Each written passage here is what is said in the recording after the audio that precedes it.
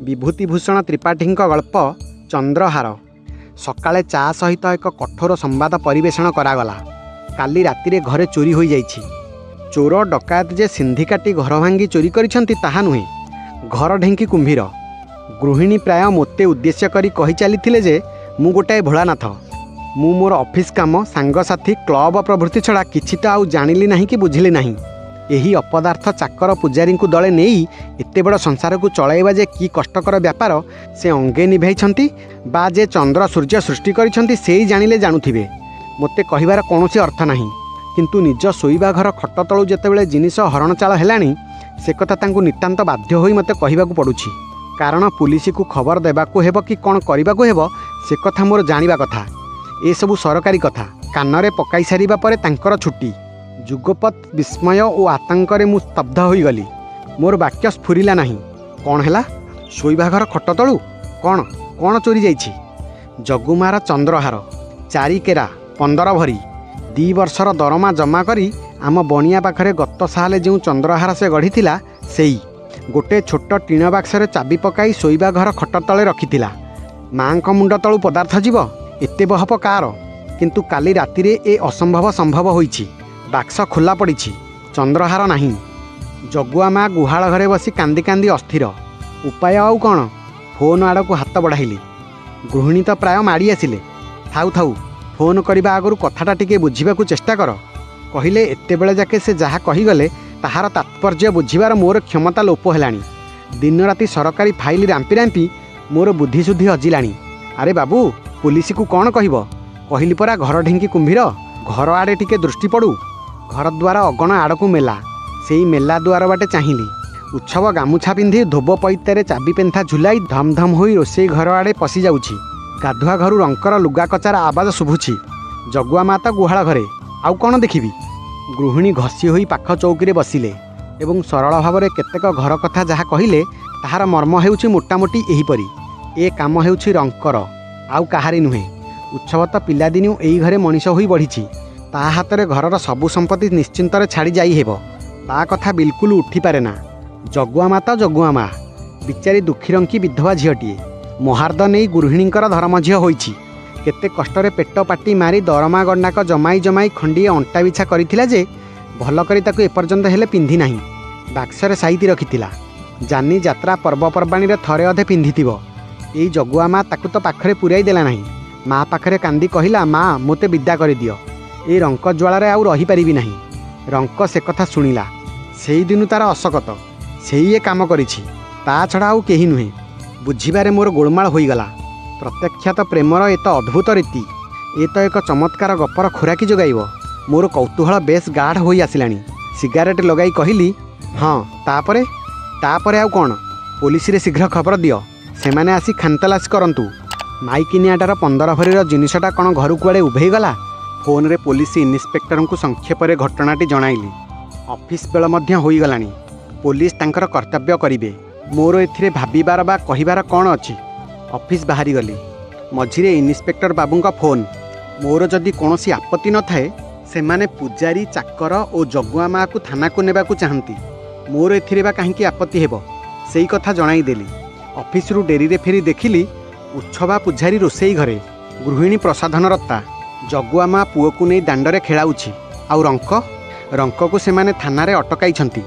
उत्सवा और जगुआ माँ घंटाक भितर थानारू छाड़ पाई फेरी आसीथिले। रंक सेतेबेलू सेईठी गाधोई नाही कि खाई नाही। राति 8टा बेले रंक फेरिला। मु लुचि लुचि ता मुह आड़े चाहिली। ता मुहटा सुखी कलाकाठा पड़ जाइछि। चुप करी से ता घर आड़े चलीगला।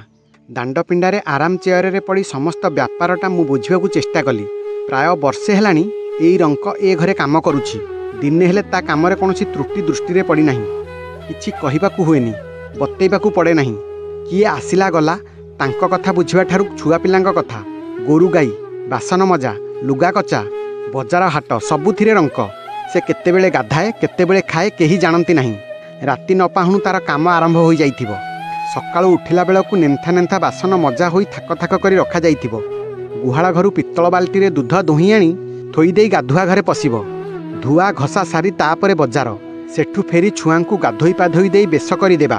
तापरे गैरेज रे गाड़ी पोछा, रेडिएटर खोली पानी देखिबा, ଜୋତାରେ ପାଲିସ କରି ନିଜ ହାତରେ ମୋଜା ଜୋତା ପିନ୍ଧାଇ ଦେଇ ତାପରେ ମାଙ୍କ କଥା, ଛୁଆଙ୍କ କଥା, ପୂଜାରୀର ବରାଦ, ଲୁଗା କଚା, ଗୁହାଳ ସଫା କାମ।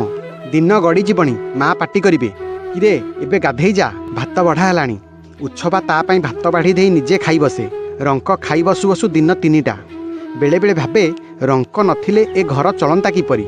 ଯେତେବେଳେ ମନଟା ତା ଉପରେ ଅତ୍ୟଧିକ ପ୍ରସନ୍ନ ହୋଇଯାଏ, ଭାବିଯାଏ ଲୋକଟା ତ ନିଜ ପରିସର ଭିତରେ ଗୋଟାଏ ବଡ଼ ମଣିଷ। ଆପତ୍ତି ନାହିଁ, ଅଭିଯୋଗ ନାହିଁ। ଦିନରାତି ଖଟି ଚାଲିଛି, ମୁହଁରେ କଥା ନାହିଁ, ପ୍ରଚାର ନାହିଁ। ତା କାମ ବାଛି ଦେବାକୁ ବା ବିରକ୍ତ ହେବାକୁ କାହାରିକୁ ତିଳେ ହେଲେ ସେ ସୁଯୋଗ ଦେଉନାହିଁ। ଆତ୍ମସମ୍ମାନ ଜ୍ଞାନ ଯଥେଷ୍ଟ ଅଛି ଲୋକଟାର। ଏଭଳି ନିରବକର୍ମୀ ଯଦି ପ୍ରତ୍ୟେକ କ୍ଷେତ୍ରରେ ମିଳନ୍ତେ, ତାହେଲେ ଦେଶଟା। ହଠାତ୍ ଚିନ୍ତା ସ୍ରୋତରେ ବାଧା ପଡ଼ିଲା। ଗୃହିଣୀ କହୁଛନ୍ତି, ତୁମେ ଏଇଠି ବସିଛ, ମୁଁ ସିଆଡ଼େ ଖୋଜି ହେଉଛି। ଆଜି କ'ଣ ଖିଆପିଆ ହେବ ନାହିଁ କି? ରାତି ତ ବହୁତ ହେଲାଣି। ପଚାରିଲି, ରଙ୍କ ଖାଇଲାଣି? ନା। ଗୃହିଣୀଙ୍କ କଣ୍ଠରେ ପୂର୍ବର ଉତ୍ତାପ ନାହିଁ। ଲୋକଟା ତାହେଲେ ଦିନ ତମାମ ଉପାସ ରହିଲା? ମୁଁ ତ ଡାକି ଡାକି ଆସିଲିଣି, ତୁମେ ଏଥର ଚେଷ୍ଟା କରି ଦେଖ। ଉଠିଗଲି। ରଙ୍କ ଘର ଅନ୍ଧାର, କବାଟ ଆଉଜା ହୋଇଛି। ଡାକିଲି, ରଙ୍କ। ଆଜ୍ଞା। କିରେ ଖାଇବୁ ଆ? ଦିନସାରା ଖାଇନାହୁଁ ପରା। ଉତ୍ତର ନାହିଁ। ଅନ୍ଧାର ଘରୁ ଶୁଭୁଛି ଚପା ନିଶ୍ୱାସ, କୋହ। ଅଳ୍ପ କବାଟ ଖୋଲି ଭିତରକୁ ଚାହିଁଲି। ତକିଆରେ ମୁହଁ ଗୁଞ୍ଜି ରଙ୍କ ଫୁଲି ଫୁଲି କାନ୍ଦୁଛି। ପଛେ ପଛେ ଗୃହିଣୀ। ଜଗୁଆ ମା କ'ଣ କରୁଛି? ପଚାରିଲି। ସେ ଘରେ ଶୋଇଛି, ତା ମୁଣ୍ଡ ବୁଲାଉଛି। ସେ ବି ଖାଇନାହିଁ। ଆଉ ତମେ? ମୋ କଥା ତୁମକୁ ଭାବିବାକୁ କିଏ କହୁଛି? ପିଲା ଛୁଆ ନେଇ ଘର କରିଛ, ମୋ ପେଟକୁ ଏଥିରେ ଭାତ ଯିବ? ଫୋନ ଉଠାଇ ଥାନାବାବୁଙ୍କୁ ପଚାରିଲି। ଥାନାବାବୁ ଦୁଃଖ ପ୍ରକାଶ କରି କହିଲେ, କିଛି କ୍ଲୁ ମିଳୁନାହିଁ ସାର୍। ତଥାପି ଚେଷ୍ଟା ଚାଲିଛି। ଚୋରାମାଲ ଯେଉଁମାନେ ରଖନ୍ତି, ସେମିତିକା କେତେଟା ଜାଗା ତାଙ୍କ ନଜରରେ ଅଛି। ଯତ୍ନ ଓ ଚେଷ୍ଟାର ଅଭାବ ନାହିଁ। ଯାହା କିଛି ସମ୍ଭବ ସବୁ କରାଯାଉଛି, ଇତ୍ୟାଦି ଇତ୍ୟାଦି। ବତି ଲିଭାଇ ଶୋଇପଡ଼ିଲି। ଗୃହିଣୀ ଜାଣନ୍ତି, ଏ ପରିସ୍ଥିତିରେ ମୋତେ ଖୁଆଇବାକୁ ଚେଷ୍ଟା କରିବା ବୃଥା। ପାଖ ଘରେ ସେ ପିଲାଙ୍କୁ ନେଇ ଶୋଇଲେ। ଗଡ଼ପଡ଼ ହେଉ ହେଉ ଟିକେ ଛାଇ ନିଦ ଲାଗିଯାଇଥିଲା ବୋଧହୁଏ। ହଠାତ୍ ନିଦ ଭାଙ୍ଗିଗଲା। ଧୀର ଚପା କଣ୍ଠରେ କିଏ ଡାକୁଛି, ମା ମା। ଏ ତ ରଙ୍କର ଡାକ। ସଙ୍ଗେ ସଙ୍ଗେ ଶୁଣିଲି ଗୃହିଣୀ କହୁଛନ୍ତି, କିଏ ରଙ୍କ? କ'ଣ କିରେ? କିଛି ସମୟ ଚୁପଚାପ। ଗୃହିଣୀ ପୁଣି ପଚାରିଲେ, କିରେ କ'ଣ କହୁଛୁ? ଖାଇବୁ ଯା, ତୋ ଭାତ ଅଲଗା କରି ରୋଷେଇ ଘରେ ରଖିଦେଇଛି। ମା ମୁଁ ଯାଉଛି। କୁଆଡ଼େ ଯିବୁ? ତୋ ମୁଣ୍ଡ ଖରାପ ହୋଇଗଲାଣି ନା କ'ଣ? ନା ନା, ମୁଁ ଆଉ ଚାକିରି କରିବି ନାହିଁ। ରାତି ପାହିଲେ ମୁଁ ଚାଲିଯିବି। ହଉ, ଯିବୁ ତ ଯିବୁ। ସକାଳ ହେଉ, ବାବୁ ଉଠନ୍ତୁ। ତୋର 2 ମାସର ଦରମା ହେଲାଣି, ଟଙ୍କା ପଇସା ବୁଝିନେବୁ, ତାପରେ ସିନା ଯିବୁ। ରଙ୍କ କିଛି ସମୟ ଚୁପ୍ ରହି ଧୀରେ ଧୀରେ କହିଲା, ମା, ମୋର ଦରମା ଟଙ୍କା ଜଗୁଆ ମାକୁ ଦେଇଦେବ। ଗୃହିଣୀ ଚୁପ୍। ମୁଁ ବି ଚମକି ପଡ଼ିଲି। ତାହେଲେ ରଙ୍କ କ'ଣ? ରଙ୍କର ଶେଷ କଥା କାନରେ ବାଜିଲା। ମା, ମୁଁ ଜୁହାର ହେଉଛି, ବାବୁଙ୍କୁ ଜୁହାର ହେଉଛି। ମା ମୁଁ ଯାଉଛି। ଆଉ ସେ କହିପାରୁନାହିଁ। ସ୍ୱର ବିକୃତ ଶୁଭୁଛି, ଯେପରି ଅଜସ୍ର କାନ୍ଦୁଛି ଲୋକଟା। ଯାଉ। ଲୋକଟା କି ଭୟଙ୍କର ସତେ, ସମସ୍ତଙ୍କ ଆଖିରେ ଧୂଳି ଦେଇପାରେ। ଉଠିବି କି? ଥାନାକୁ ଜଣାଇ ଦେବି କି? ତୁରନ୍ତ ଆସି ଗିରଫଦାର କରି ନେଇଯାଆନ୍ତୁ। କିନ୍ତୁ ଉଠିପାରିଲି ନାହିଁ। ଆଳସ୍ୟ ନା ଆଉ କିଛି? ମୁଣ୍ଡ ଭିତରେ କ'ଣ ସବୁ ଯେପରି ଗୋଳମାଳ ହେଇଯାଉଛି। ଆଚ୍ଛା ଥାଉ, ରାତି ପାହୁ।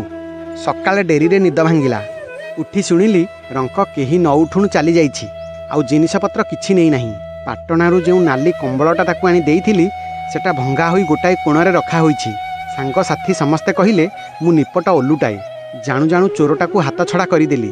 ଏଇଟା ଦୟା ନୁହେଁ ଯେ, ଦୟାର ଅପପ୍ରୟୋଗ ଦ୍ୱାରା ପାପଚାରାକୁ ଉତ୍ସାହିତ କରିବା। ମୁଁ ଶୁଣିଲି, ତଥାପି ମନରୁ ଗ୍ଲାନି ଦୂର ହେଲା ନାହିଁ।